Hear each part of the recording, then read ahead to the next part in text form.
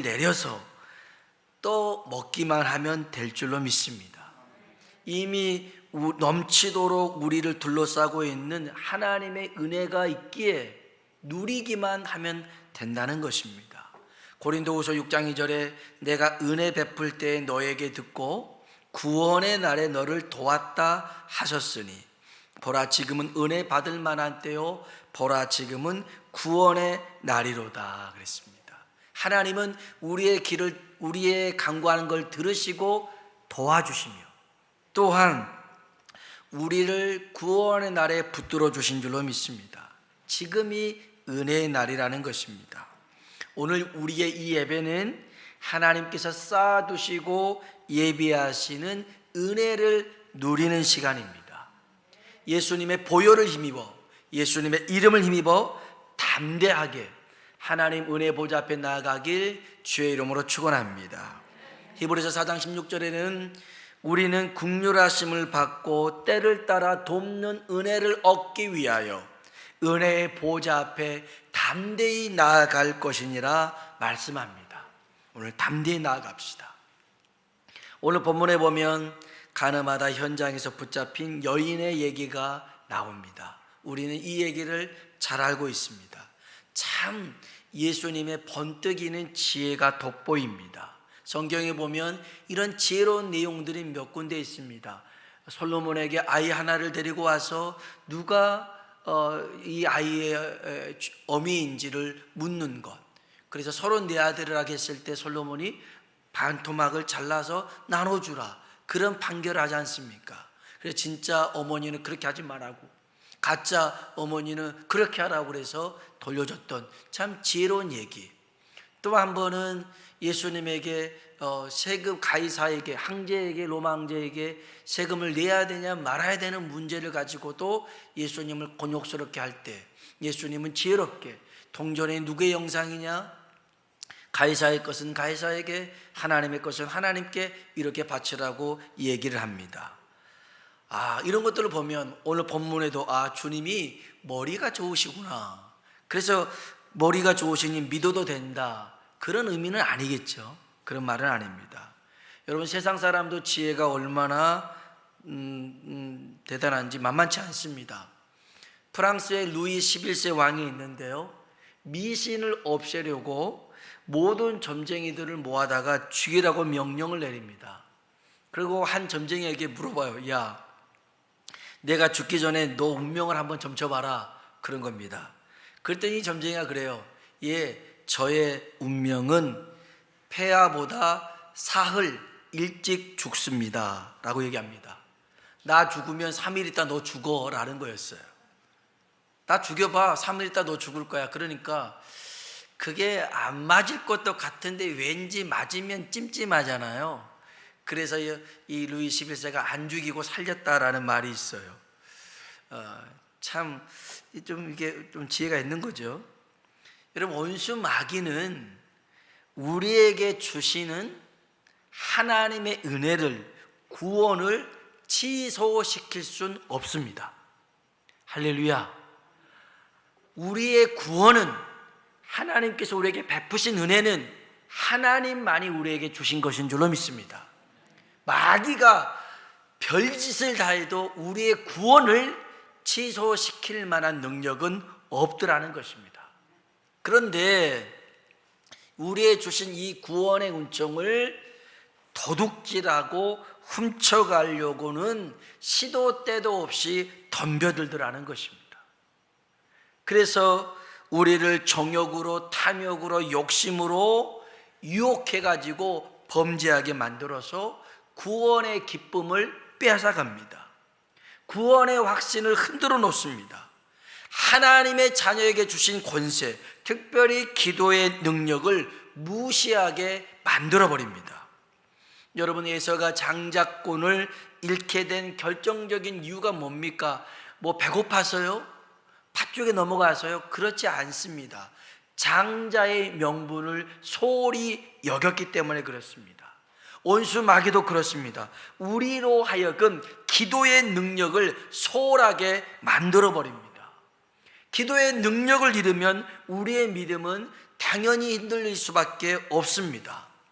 기도는 하나님의 은혜를 받는, 하나님의 축복을 받는 통로이기도 하지만 하나님의 은혜와 축복을 지키는 자물쇠이기도 합니다. 그래서 기도로 열고 기도로 닫아야 됩니다. 기도가 우리에게 너무 중요한 것입니다. 우리가 사는 세상 속에서도 온수 마귀와 같은 짓을 하는 인간들이 있습니다. 보이스 피싱입니다. 2017년부터 2020년 올해 3월까지 3년도 안 되는 이 기간 동안 피해를 입은 사람들의 금액이 1조 2,908억입니다. 1조 2,908억을 이 사람들이 훔쳐가 버린 거예요. 이게 피해 접수가 살해된 게 피해 접수 사례가 13만 5천 건입니다. 매일 100건씩 피해를 본 거예요. 100건씩. 그러니까 매일 100건씩 피해를 봤다라고 하는 것은 1000번 이상, 10,000번 이상 전화를 해가지고 여기 서울중앙지검 아무개 수사관입니다. 당신의 계좌가 범죄에 연루돼서 이렇게 하고 있더라는 거예요. 나쁜 놈들이죠. 여러분, 마귀에게도 속지 말고 이런 보이스 피싱에게도 속지 않길 주의 이름으로 축복합니다. 혹시 그런 전화가 온다 하면 잠깐만요 하면서 그냥 전화를 끊든지 아니면 제 전화번호를 줘서 알려줘 저한테 전화 오게 하세요. 제가 가진 게 별로 없거든요. 그러니까 제가 해결할 테니 우리 목사님하고 통화하시라고 알려주세요. 아무튼 이 마귀라는 놈은 그래요. 우리에게 주신 은혜를 빼앗아가려고 별짓을 다 하는 거예요. 오늘 본문에 보면 예수님 당시에 서기관과 바리새인과 대제사장들이 예수님을 죽이려고 했습니다. 그래서 요한복음 7장에 대제사장의 종들을 보내서 잡아오라고 합니다. 그런데 잡으러 갔던 이 종들이 예수님 말씀을 듣다 보니 은혜를 받았어요. 그래서 돌아와서 하는 말이 거짓말 아니던데요, 진짜던데요, 은혜 받았어요 라고 하니까 야, 니들 또 미혹된 거야? 하고 혼내킵니다. 그래서 이제 안 되겠다, 특별한 계략을 쓰자, 방법을 쓰자 했던 게 5절이었어요. 한번 5절 말씀 볼까요? 5절 한번 읽어보겠습니다. 모세는 율법에 이러한 여자를 돌로 치라 명하였거니와 선생은 어떻게 말하겠나이까. 아멘. 가늠하다 현장에서 붙잡힌 여인을 끌고 왔어요. 그리고 이제 모세의 율법을 내민 거예요. 자, 모세의 율법에 따르면 돌로 치라고 했는데 칠까요 말까요? 돌로 쳐라 그러면 예전에 주님이 이렇게 말씀하셨거든요. 7번씩 70번이라도 용서해 줘라. 이렇게 말했던 주님과 돌로 치라는 것은 모순이 되잖아요. 또 돌로 치라고 하는 것은 이렇게 로마의 정부만이, 로마의 어떤 당국만이 사형을 구형할 수가 있고 집행할 수 있는데 돌로 쳐라, 로마법을 어긴 거였어요. 그러면 돌로 치지 마라, 그것은 율법을 어긴 거였어요. 출교를 당해야 돼요. 이스라엘에서 교제권이 끊어지는 거예요. 그래서 이건 빼도 박도 못한 상황에 딱 놓인 거예요. 여러분, 악한 마귀는 정면 공격이 실패하면 우회 전략으로 함정을 파요. 덫을 놓는단 말이에요. 올가미를 놔요. 거기에 빠져서는 안 돼요. 예루살렘 교회를 핍박했는데 교회가 안 통한 거예요. 여전히 그래도 하나님 앞에 예배드려요. 안 되겠다. 아나니아 삽비라의 범죄를 통해 헬라파, 히브리파, 가부 간의 싸움을 통해서 이제 교회를 무너뜨리려고 했어요. 그런데 그것도 안 통했던 이유가 있어요. 그들이 어떻게 교회를 지킵니까? 기도와 말씀으로 돌아갑니다. 교회가 흔들릴 때, 우리의 믿음이 흔들릴 때 우리는 기도와 말씀으로 돌아가야 될 줄로 믿습니다. 마귀의 계략은 핍박이 안 통하면 평안을, 나태함을 통해서 무너뜨리려고 한다는 것을 여러분 꼭 기억하십시오. 예수님을 넘어뜨리려고 했던 이 계략은 우연히 이루어진 상황이 아니었습니다. 제사장들이 꾸며낸 상황이었는데요, 이스라엘 백성에게 없던 몇 가지가 있는데 첫 번째 창녀가 없습니다. 돈 받고 몸을 파는 여인이 없습니다. 율법은 발견 즉시 돌로 쳐 죽여야 되니까. 지금도 간음한 여인이 있다면 가문에서 내쫓아버리는 게 유대인들입니다. 또 무당이 없습니다. 무당은 돌로 쳐 죽이라고 했거든요. 이렇게 바리새인들이 지배하는 엄격한 사회 속에 간음하다가 현장에서 붙잡혔는데 성경에 보면 남자는 없어요. 여자만 있어요. 여자 혼자서 무슨 간음을 합니까? 근데 남자는 도망쳤나 봐요. 아니, 그냥 이렇게 그렇게 계략을 음모를 꾸몄는지 몰라요. 여자 혼자서 이제 이 바리새인들에게 끌려오는데 마침 그때 예수님은 성전에서 말씀을 가르치고 있었어요. 그래서 이 여인을 끌고 옵니다. 아주 개처럼 질질 끌고 오면서 사람들의 이목이 다 이 여인에게 쏠리게 만듭니다. 그리고 난 다음에 예수님께 했던 말씀이에요. 우리 한번 성경 다시 볼까요? 요한복음 8장 1절로 4절입니다. 같이 읽어봅시다. 예수는 감람산으로 가시니라. 아침에 다시 성전으로 들어오시니 백성이 다 나오는지라 앉으사 그들을 가르치시더니 서기관들과 바리새인들이 음행 중에 잡힌 여자를 끌고 와서 가운데 세우고 예수께 말하되 선생이여 간음하다가 현장에서 잡혔나이다. 사람들 다 있는 데서 세워놓고 이 여자가 간음하다가 현장에서 붙잡힌 현행범입니다. 어떻게 해야 될까요? 모세 율법을 들이밀죠. 5절 한번 다시 읽겠습니다. 모세는 율법에 이러한 여자를 돌로 치라 명하였거니와 선생은 어떻게 말하겠나이까? 아니, 모세 율법이 그랬더라면 지들이 모세 율법을 믿는다면 돌로 쳐 죽였으면 될 것인데 그러지 않고 예수님께 데리고 왔더라는 것입니다. 여기서 우리는 한 가지 짚고 넘어가야 될 것이 있습니다. 우리가 가지고 있는 복음이 뭐냐 이거죠. 하나님이 우리에게 율법을 주신 이유가 뭐냐라는 거예요. 하나님이 우리에게 주신 것은 사람을 살리라고 준 것입니다. 법의 목적이 뭐예요? 법의 목적은 보호하는 것, 아니하는 것이 법의 목적이잖아요. 그러면 이 바리새인 서기관들도 그 법을 가지고 하나님 말씀을 가지고 사람을 살리는 데 사용해야 되는데 지금 죽이고 있단 말이에요. 수술용 칼을 가지고 사람을 찔러 죽이는 데 사용하고 있더라는 것입니다. 우리 주변에도 하나님 말씀을 사람을 살리는 데 사용하지 않고 죽이는 데 사용하는 사람들이 덜어 있습니다. 난 예수를 잘 믿어. 나는 뼈대에 있는 집안이야. 나는 모태신앙이야. 그러면서 그 주변에 보면 그를 통해서 구원받은 사람은 하나도 없고 그가 하는 것이 뭐냐면 너는 이래서 잘못한 거야. 너는 저래서 잘못한 거야. 그래서 정죄하고 판단하고 비판하고 이 사람이 잘못이 있다면 들어대놓고 폭로하고 이런 사람은 하나님의 자녀가 아닙니다. 바리새인과 서기관과 똑같은 사람들이에요.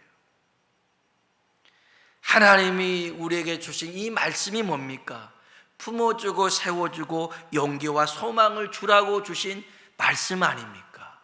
이 말씀을 통해서 사람을 살리는 데 사용되어지는 우리 모두가 되길 주의 이름으로 축복합니다. 간음하다 현장에서 붙잡힌 여인, 이 여인의 모습을 여러분 생각해 보십시오. 현장에서 붙잡혔으니 옷도 다 제대로 못 입었을 것이고 그렇게 주섬주섬 입고 사람들에게 그냥 맡기도 했을 것이고 끌려올 때 그 흙먼지에 뒤집어 쓰고 옷은 벗겨지고 사람들이 침을 뱉고 손가락질하고 얼마나 부끄러웠을까요? 얼마나 수치를 느꼈을까요? 그리고 이 연인도 스스로 생각할 때 내가 왜 그랬을까 자책하기도 했었겠죠. 앞으로 나는 어떻게 될까? 이런 부끄러움도 이런 두려움도 불안함도 이 여인에게 있었을 것입니다. 여러분, 죄는 그래요. 짓는 것은 한순간, 짓기 전까지 달콤하지만 이 죄의 독은 우리의 영혼과 마음과 육신을 마비시켜 버리더라는 것입니다. 죄를 사랑하다 보면 우리의 영혼은, 심령은 무뎌지게 되고 마비가 됩니다. 이걸 영적 문둥병이라고, 나병이라 할 수 있습니다. 나아만 장군이 엘리사에게 와서 그 문둥병이 고침받고 갑니다. 그런데 선물을 바리바리 쌓았는데 글쎄 엘리사가 하나도 안 받는 거였습니다. 너무 아까웠어요. 게하시가 쫓아갑니다.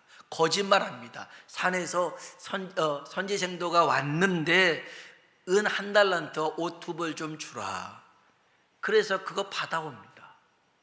그렇게 거짓말할 때, 그렇게 속일 때 이 마음이 찔려야 될 것인데 그 마음이 찔리지가 않습니다. 이미 마음에 문둥병이 들었어요. 그래서 영혼의 문둥병이 들었던 그를 향해서 엘리사가 그럽니다. 나만의 문둥병이 너에게 갈 것이다. 그래서 영혼의 문둥병이 육신의 문둥병이 되어버리고 후손이 그런 문둥병을 걸리고 말았더라는 것입니다. 그래서 로마서 6장 14절에 보면 죄가 너희를 주장하지 못하게 하라 그럽니다. 죄가 우리를 주장하지 못하도록, 우리는 은혜 아래에 있는 사람인 줄로 믿습니다. 가인에게 그럽니다. 하나님이 야 가인아, 제 소원은 내게 있으나, 동생을 죽이고 싶은 마음이 내게 있으나 너는 죄를 다스려라 그럽니다. 다스리지를 못한 거예요. 다스리지를 못한 거예요. 오늘 우리 영혼이 늘 하나님의 은혜 가운데 머물러 살아서 죄에 물들지 않고 죄에 민감하게 반응하는 우리가 되길 주의 이름으로 축복합니다. 자, 이 서기관 바리새인들은요, 자신들의 죄를, 위선을 감추기 위해서, 그리고 예수를 율법으로 올가매기 위해서 독이 오른 사람들이었습니다. 그래서 희생양으로 잡은 여인을 세워두고 돌로 쳐 죽이려고 합니다. 그때 예수님께서 땅바닥에 주저앉습니다. 그리고 손가락으로 뭔가를 쓰십니다.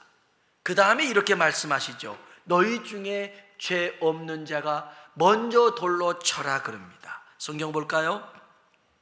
6절 7절입니다 읽어보겠습니다. 그들이 이렇게 말함은 고발할 조건을 얻고자 하여 예수를 시험함이로라. 예수께서 몸을 굽히사 손가락으로 땅에 쓰시니 그들이 묻기를 마지 아니하는지라. 이에 일어나 이르시되 너희 중에 죄 없는 자가 먼저 돌로 치라 하시고 아멘. 먼저 손가락으로 뭔가 글을 쓰고 난 다음에 죄 없는 자가 먼저 돌로 쳐라. 그리고 나서는 다시 손가락으로 땅에 글씨를 씁니다. 8절 한번 볼까요? 읽어보겠습니다. 다시 몸을 굽혀 손가락으로 땅에 쓰시니 아멘. 아멘. 사람들이 양심의 가책을 느낍니다. 그리고 이 여인에게 던지려고 했던 돌을 내려놓고 떠나갑니다. 성경에 보니까 제자들도 다 떠나갑니다. 아마 제자들도 그런 상황에 휩쓸렸을지 모르겠지만 성경에 보면 9절에 오직 예수와 그 가운데 섰는 여자만 남았더라. 예수님과 여인만 남았을 뿐입니다. 말씀을 묵상해 봤습니다. 주님이 처음에 뭐라고 쓰셨을까? 두 번째는 뭐라고 쓰셨을까? 처음에 뭐라고 썼고 그 다음에 너희 중에 죄 없는 자가 돌로 치라 했기에 사람들이 떠났을까를 생각해 봤어요. 아마 주님이 처음에 썼을 때는 우리의 마음과 생각을 감찰하신 분 아닙니까? 사람들을 다 아시잖아요. 숨은 죄악을 다 아시잖아요. 아마 처음에는 여러 죄의 목록들을 쓰지 않았을까? 그래서 너희 중에 이 죄에 해당되지 않는 사람이 돌로 쳐라 그랬을 것 같아요. 두 번째는 뭐라고 썼을까 생각하다가 아마 이렇게 쓰지 않았을까요? 그래도 하나님은 이 여인을 사랑한다. 그래도 이 여인은 하나님의 자녀다. 그래도 이 여인을 하나님은 포기하지 않는다. 아마 그렇게 쓰지 않았을까요?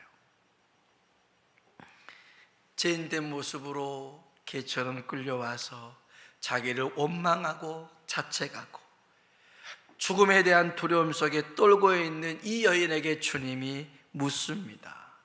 여자여, 너를 고발하는 이들이 어디 있느냐? 여자야, 너를 정죄한 이들이 어디 있느냐? 그럽니다. 여인이 고개를 들고 살펴봅니다. 아무도 없습니다. 아무도 없어요. 주여, 없나이다. 그때 주님이 그럽니다. 11절 같이 한번 볼까요? 대답하되 주여, 없나이다. 예수께서 이르시되 나도 너를 정죄하지 아니하노니 가서 다시는 죄를 범하지 말라 하시니라. 아멘. 나도 너를 정죄하지 않는다.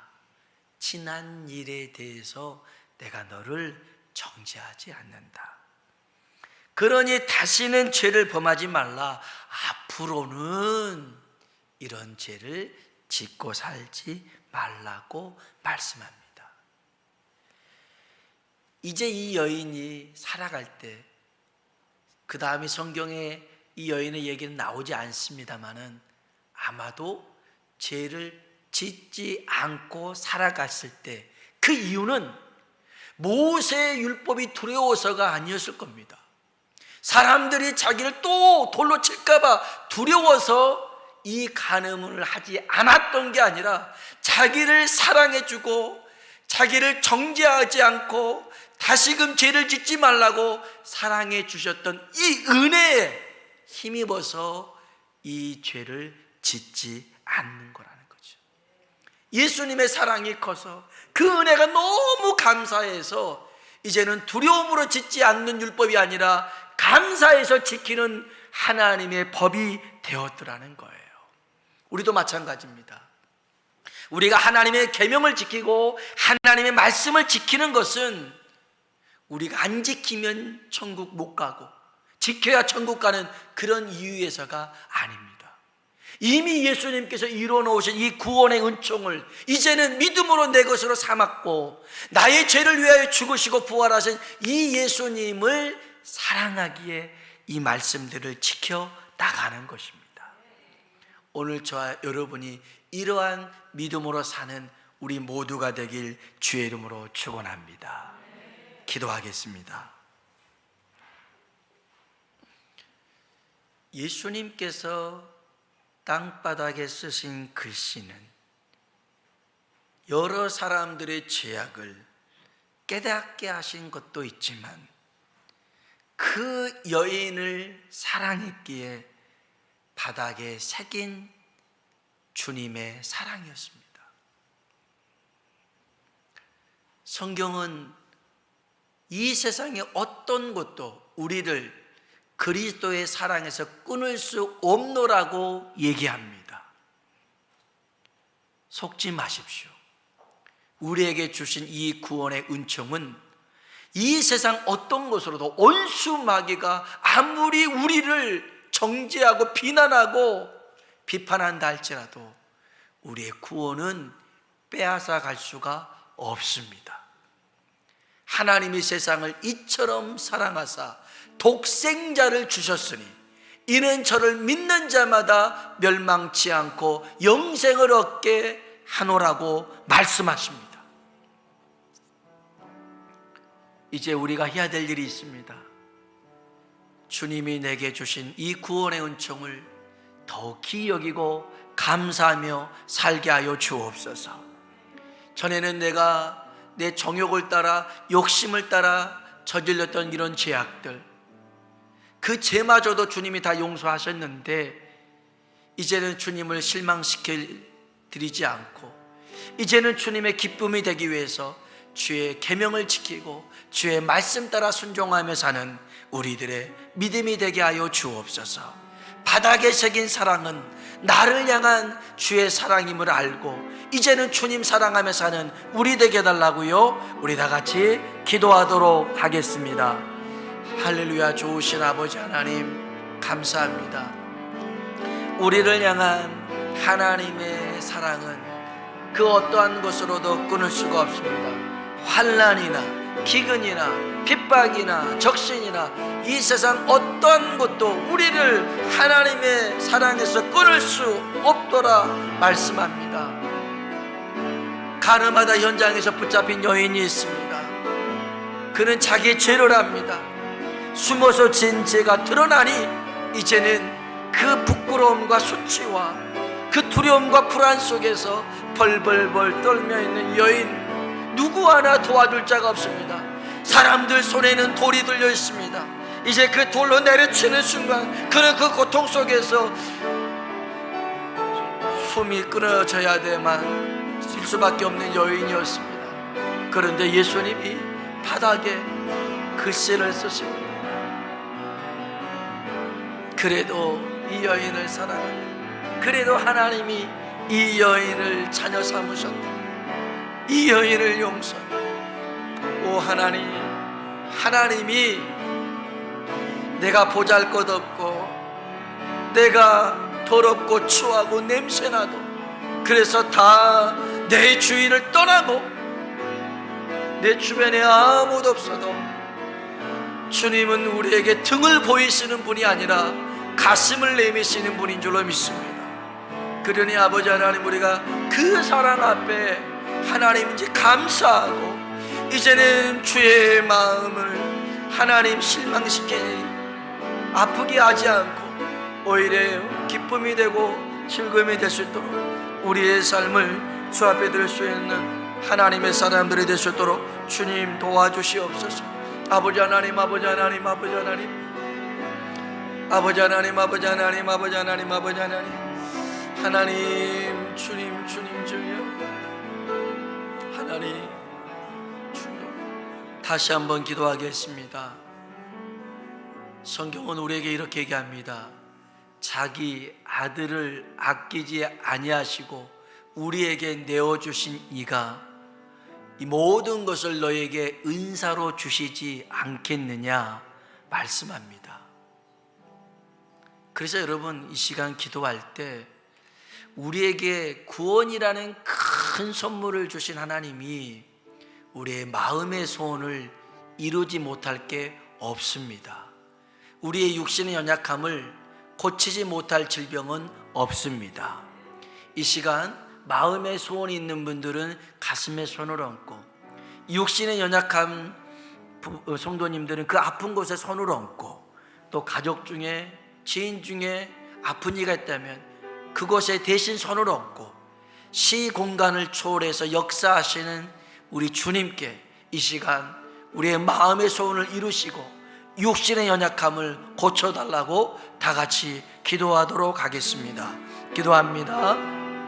하나님 아버지, 자기의 아들을 아끼지 아니하시고 내어주신 하나님이 이 모든 것을 우리에게 은사로 주시 않겠느냐 말씀하셨습니다. 하나님, 우리 안에 마음의 소원을 두고 행하시는 분이 하나님이십니다. 자기의 기쁘신 뜻을 위하여 이루신다 하였으니 하나님, 그 마음의 소원이 있습니다. 하나님, 주의 기쁨 되고자 하는 소원, 하나님, 주의 부흥을 꿈꾸는 소원, 하나님, 간증의 주인공이 되고자 하는 소원, 하나님 이루시옵소서. 역사하여 주시옵소서. 아버지 하나님, 특별히 가족 구원이 있습니다. 아버지 하나님, 이번 추석 연휴 기간에 이제 물론 사회적 거리를 두기로 해야겠지만 그렇게 믿지 않는 가족이나 친지나 이웃을 만날 때 하나님, 정말 우리 입술에 복음의 담대함을 주셔서 예수님만이 우리의 구원이요, 예수님만이 우리의 생명이요, 우리의 길과 진리가 되심을 힘써 증거하게 하여 주옵소서. 하나님, 저들이 입술을 열어 하나님 말씀을 전할 때 아버지 하나님이여, 마른 뼈들이 살아나는 역사가 있게 하여 주옵소서. 주여, 하나님 저들을 사용하여 주시고 특별히 육신의 연약함 속에 있는 이들을 긍휼히 여겨 주옵소서. 머리부터 발끝까지 만져 주시옵소서. 치료하여 주옵소서. 고쳐 주시옵소서.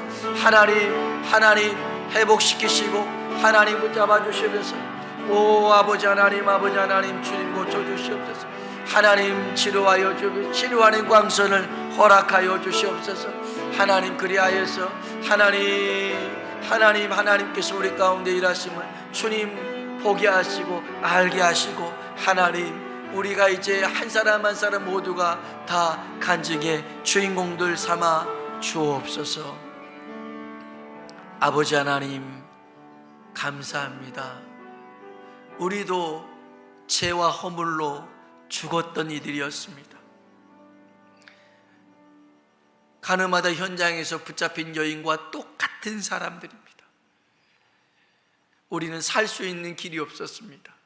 그런데 예수님이 나도 너를 정죄하지 않는다, 다시 죄를 범하지 말라 라는 이런 구원의 은총, 큰 사랑으로 우리가 살게 되었습니다. 하나님, 바닥에 새긴 이 사랑 우리가 늘 가슴에 안고 살게 하여 주옵시고, 넘어지고 쓰러지고 실패할지라도 온수 마귀의 그런 비난하는 소리에 우리의 믿음 흔들리지 않고 오히려 믿음의 주요 온전케 하신 예수 그리스도를 바라보고 그 자리에서 일어서게 하여 주시옵소서. 또한 우리에게 주신 이 생명의 복음으로 남을 정죄하거나 판단하지 않고 오히려 수치와 허물을 덮어주고 일으켜 세워주고 함께 하나님 나라를 꿈꾸며 나아갈 수 있도록 그렇게 사용되게 하여 주옵소서. 하나님, 우리에게 마음의 소원을 두고 행하시는 것들이 있습니다. 주님, 이제 그 소원이 이루어지게 하여 주시옵소서. 특별히 가족 구원의 은총이 임하길 원합니다. 이번 추석 기간 동안 믿지 않는 가족이나 친지나 이웃을 만날 때에도 하나님 우리 입술에 복음의 담대함과 권세를 주셔서 그 말 한마디가 그 심령을 사로잡고 또 주 앞으로 이끄는 데 쓰임받도록 하나님 축복하여 주옵소서. 그래서 우리의 가정들이 고넬료와 나합의 과정과 같이 주 예수를 믿어 구원함에 이르게 하여 주시옵소서. 특별히 육신의 연약함 속에 있는 이들이 있습니다. 이 시간 주의 손으로 만져 주시옵소서. 그래서 불면증이 사라지고 또 눈의 침침함이 사라지게 하여 주옵소서. 하나님 두통이 떠나가게 하여 주옵소서. 하나님이여 인후통이 사라지게 하여 주옵소서. 하나님 심장과 또한 간이 튼튼하게 회복되게 하여 주시옵소서. 신경통이 사라지고 디스크가 사라지게 하여 주시옵소서. 관절염이 떠나가게 하여 주시옵소서. 하나님 우리 모두를 주의 능력의 손으로 만져주셔서 회복시켜 주옵소서. 살아계신 우리 구주 예수님 이름으로 기도드립니다. 아멘. 아멘. 우리 같이 찬양을 부르시